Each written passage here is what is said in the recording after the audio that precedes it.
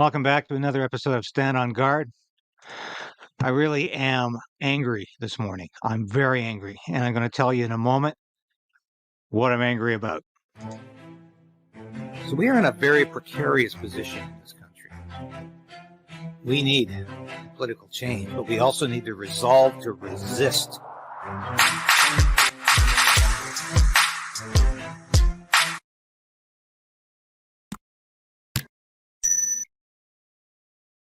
Yes, like Sasha, my cat, says and demonstrates, please ring that bell. It really does help us to beat the YouTube logarithm, and we're beating it more and more every day. Please subscribe if you haven't done so. People are telling me they've been unsubscribed sometimes 4 times. You know, that shows you what's going on sometimes behind the scenes here. And please ring that bell and like us right away. Like us, and we need to beat Trudeau censorship. I want to get right to business today because I am really, really furious with what happened yesterday in Canada. This wasn't in the old Soviet Union. This wasn't in some tin pot corrupt dictatorship in the third world. I think they've got more scruples than we do in Canada now. But you got to watch this. If you haven't heard about Rebel reporter David Menzies getting arrested, manhandled by police because he dared to ask Chrystia Freeland a few questions. I'm going to get right to the video, and believe me, I got plenty to say about this today.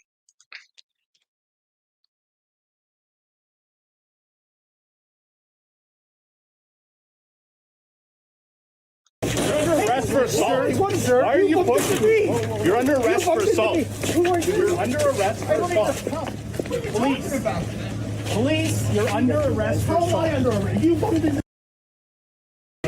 I'm just going to back that up a bit because I'm going to back that up a bit because we didn't hear the sound at the beginning, and it's very important we do. Ms. Freeland, how come the IRGC is not a terrorist group? Why is your government supporting Islamo-Nazis? What? Excuse me. What are you doing? You're under arrest for assault. Why are you pushing me? You're under arrest for assault. You're under arrest for assault. Police, you're under arrest for assault. How am I under arrest? You bumped into me. You pushed into me. You bumped. I was just scrubbing. I got my credentials here, and you just bumped into me. So excuse me. Police, you're under arrest. What is your name and your badge? What is your name and your badge? You've been told you're under arrest. Why am I? I'm just going to make one comment here. You all saw that. Menzies comes up to the minister, Chrystia Freeland, and he starts asking questions about the IRGC, which is the Islamic Guard Revolutionary Corps. And he's asking why Canada continues to ignore them as a terrorist organization.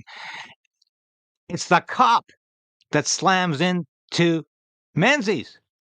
I'll let it play through. Under arrest. He blocked my way. What? I was just scrumming Chrystia Freeland. I'm a police officer. You're under arrest. What is your name and your badge number? Assaulting a police officer. How is that possible? Okay, because you assaulted me 3 years ago when blackface was back. I was very aggressive. You mean I was asking questions aggressively? No, your actions were. You were almost pushing everybody over. That's how it appears. Lincoln, you got this on video, right? He's saying I'm pushing people over. Yeah, that's an absolute falsehood. There were feet were shuffling. So now it appeared that way. That's what you're saying, officer. It appeared I was pushing people. I didn't touch a single person. That was a little bit aggressive for what was happening. Get that. You're under arrest. Please take the microphone out of my face. Well, I'd like an ongoing record of this. Can I have the microphone? Can I have the microphone? Can I have the microphone? Can you give? I'm not resisting. Take your hand out. Why am I under arrest? I'm just doing my job. Resist. You don't need to resist. I don't have. You don't have to say anything. You know the drill. I have nothing to hide, officer. Welcome to Black Faces Canada.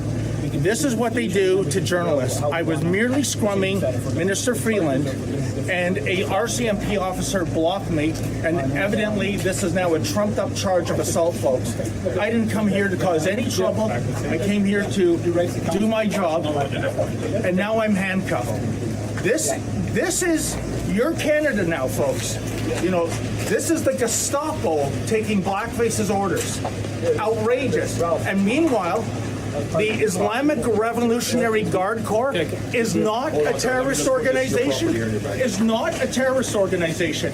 And these liberals have the audacity to show up at a vigil for a plane in which almost 200 people were killed, 57 Canadians, one unborn child, by the way. And look at this. They don't want, it is against the law in Blackface's Canada to ask insensitive questions, impolite questions. So a Canadian government that props up an Islamo-fascist regime, that's okay.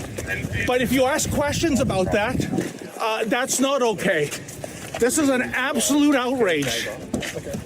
I didn't come here to cause trouble, folks. I just came here to ask questions. You're going to have to back up a little bit, okay? They're conducting an That's my investigation. cameraman, sir. He's not doing anything. No, I just want to provide some space so that everybody's safe here, okay?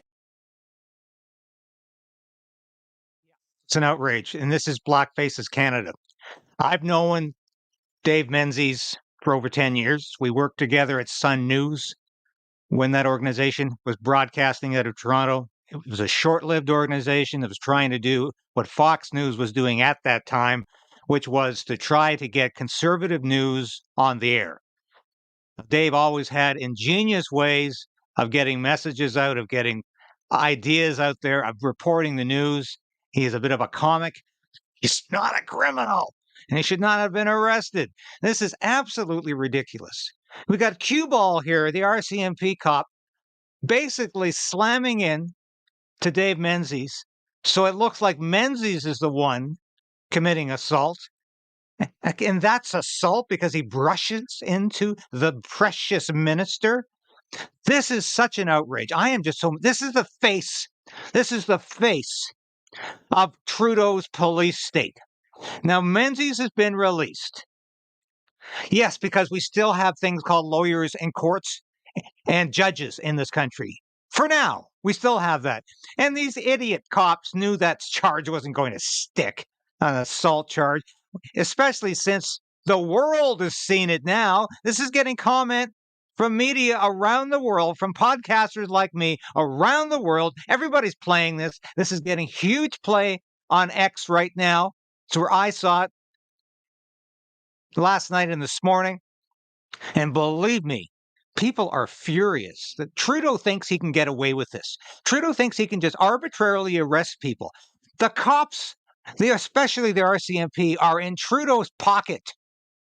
You don't believe that? Why did Cue Ball here arrest this journalist for nothing, for asking questions of Freeland, Chrystia Freeland, the Deputy Prime Minister, the Finance Minister, who's also the granddaughter of a noted Nazi propagandist. She's also an avid enthusiast of Ukrainian neo-Nazi groups, the Azov Battalion in Ukraine. She loves these people.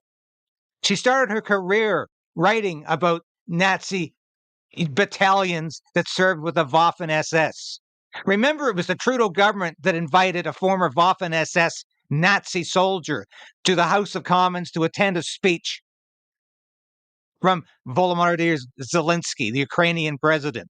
And he got 2 standing ovations. And Trudeau knew who that man was. He knew who he was. Blame the speaker, but he knew who he was. And you bet Chrystia Freeland knew who that was. She's so linked into the Ukrainian-Canadian community. She knew who that man was. She is the descendant of a Nazi propagandist. And don't dare ask Chrystia Freeland any questions, or you're going to get manhandled by the police. This is absolutely outrageous. And the reason I'm up this morning, putting this out early this morning, is because we need to remember what happened here today. Yes, Menzies is out of prison. And of course, he's not going to go to jail for this. We're not there yet.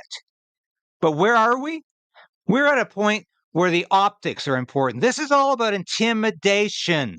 This is about scaring people into not asking questions. This is about telling journalists, hey, you show up at an event and you're not a friendly, we're going to rough you up and we're going to put you in the paddy wagon and we're going to take you to jail and we're going to make your night disappear. We're going to make this very inconvenient for you. because we don't like you and because we're working for Justin Trudeau. That's our boss. We're no longer working for the Canadian country. We're not working for Canadians. We're working for Trudeau. Like, that's the very definition of secret police, of a police force that's been captured by the government. Of course, this is something to be absolutely outraged about. This is no different than what the police did to the Freedom Convoy. When they manhandled and they rode roughshod, they basically hit and battered members of that Freedom Convoy and the protesters because Trudeau legalized it through the Emergencies Act. Well, there was no Emergencies Act in effect here. And I don't know what the hell they were thinking, because it is going to backfire. If enough people get mad about this and say enough of Trudeau's police state, this ain't going to happen in Canada. This is not what Canada is all about. But it is about intimidation. And that's what Justin Trudeau is doing. I want to show you the difference, the double standard here in Canada, how the police operate now. Remember what happened on the weekend? Last weekend in Toronto, there was an anti-Israel protest on a bridge overpass on the 401 highway, major highway. And these pro-Palestinian, anti-Israel people who were chanting a lot of very obnoxious slogans were allowed to stay there and block traffic, and the police brought them coffee. Let's have a look at this. Shows two Toronto police officers delivering coffee and donuts to the pro-Palestinian protesters. The location is the 401 overpass near Avenue Road. In the video, the protesters say police were preventing any more demonstrators on the overpass. There were protest groups on both sides of the police line. We're not the police. Someone has brought it for us, but the police won't let them in. So the police is now becoming our little messengers between us. I don't know. Police sources say this was simply done to defuse the situation, but the decision has angered members of the Jewish community who call the weekend protests near Avenue Road hateful and intimidating. Yeah, hateful and intimidating. And the Toronto police chief issued what has been called and labeled by the mainstream media an apology. It was not an apology. You read it on X. All he says is he's assessing. He's looking into what happened on the weekend. He doesn't say we're sorry we did this. No, he doesn't. He just says, oh, we're doing a great job. We're doing a wonderful job. That's not an apology. That is nothing but a misdirection. That is nothing but a distraction. That's not an apology. So what happens here in Canada? What happens with our policing these days? If you're out there chanting anti-Israel slogans, the police will bring you your coffee. They'll literally hand you your box of coffee because they don't want to have any disruptions. They don't want to upset people, even though these are the people blocking traffic. They don't want to cause any trouble because the police are good citizens and they want to treat everybody equally. Bullshit. Look at what happened here to Dave Menzies. He gets manhandled for asking Chrystia Freeland a couple of questions. He doesn't even get to finish his questioning before he's pushed aside by some cue ball RCMP guy. I am fed up with this. I am totally fed up with this kind of behavior. And what happens if you protest Trudeau's policies in Ottawa?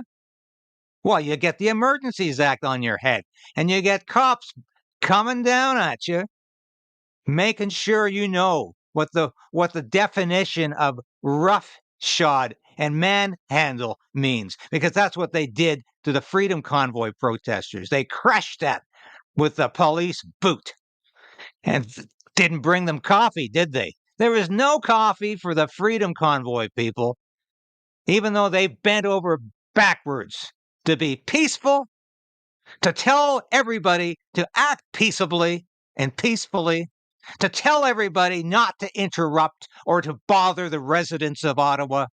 They even said stop honking in the early hours of the morning. They did everything possible to make that a peaceful protest, and that didn't stop Justin Trudeau from calling them every goddamn name in the book, from Nazis to misogynists to racist. Everything he pulls out of his hat when he wants to insult people and call them what he is, He's the guy that did blackface for 25 years. He's the guy that pretends the rules don't apply to him. He's the authoritarian who calls down the Emergencies Act to crush dissent in this country. He's the guy who doesn't respect free speech. But he's the guy who always calls his opponents names. All he can do is name call because there's little else in his head. But this incident with Dave Menzies, I want everybody to watch this. Tell people how you feel about this. Get on social media today and say, like the character of Howard Beale in the 1978 film Network. If you haven't seen it, watch it because it is more relevant today than it's ever been. And it was produced in a pre-internet age and even in a pre-cable news age. But it was so prescient, so incredibly prophetic about what was going to be happening with the news and where society was going. And you get up and you say, I'm as mad as hell and I'm not going to take it anymore. Say that on social media because I'm as mad as hell and I'm not going to take this lying down as a journalist. I don't care if you like Rebel News. I do. I don't care if you like Dave Menzies. I do. He's a friend. And I think he does a damn good job at what he does. He's very creative. And no, he should not have been arrested. But even if you don't like Rebel News, even if you don't like Dave Menzies, even if you think the CBC is where it's at with journalism, even if you think legacy media is reporting the news just fine, you've got to complain about this. You've got to side with Dave Menzies and Rebel News because if it can happen to Dave Menzies and Rebel News, it can happen to everybody. You know what they said about Nazi Germany? When they come for you, there's nobody left. Because first they come for this political, they come for the social democrats, they come for the communists, they come for the conservatives. And when they finally come for you, there's nobody left. So mainstream media people, believe me, if they get away with this, they'll get away with others. And if they disagree with Dave Menzies and Rebel News, they'll disagree with you when you print or broadcast something that they don't agree with, and they're going to call it misinformation, disinformation, or malinformation, and they're going to want to lock you up for it. And they're going to want to arrest you and take you off the scene and to shut you up, to put a gag on you. That's what this Trudeau government is all about, putting a gag on people. We got to keep fighting these censorship laws, and we've got to make an example out of what happened here today because it's very important. Because if they can come for Dave Menzies, yeah, they will come for other journalists who don't happen to be in the club, in the Trudeau club, in the Trudeau government club, in the Liberal Party club, who are not on side. Because clearly the police are not working for you and I anymore. They're working for Justin Trudeau. And believe me, that's got to stop. Thanks for watching today. I'll be back again tomorrow with more news that you need to hear. But you needed to hear this today. And thanks so much for your support. God bless you. I'm going to keep fighting. And I want you to keep